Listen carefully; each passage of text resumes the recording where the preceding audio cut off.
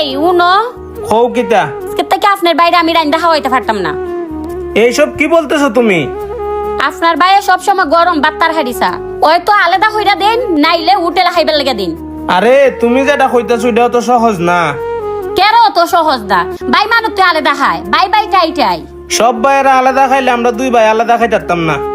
মানে মানে ওই আলিশান বাড়িতে থাকতাছো না, এই আলিশান বাড়িটা আমার ভাইয়ের নামে। আরে এটা কিভাবে সম্ভব? আরে উনো তুমি, তোমার আমি বুঝাইতাম পারতাছি না। আব্বা মরণের আগে আমি একটা ব্যবসা দিছিলাম, প্রচুর পরিমাণ টাকা দিছি না আব্বা আমারে।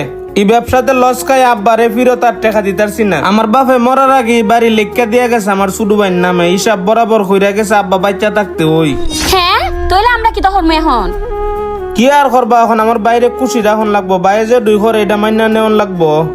আরে দেবরজি আপনি আইসোন, আপনি হারোইন, আপনার লেগে গরম গরম বাত্তার হারি লই আইতাছি। আচ্ছা ঠিক আছে। আরে ভাই আপনি মিছা কথা কইলেন কেন? এই বাড়ি তো আপনার নামে, আমার নামে না।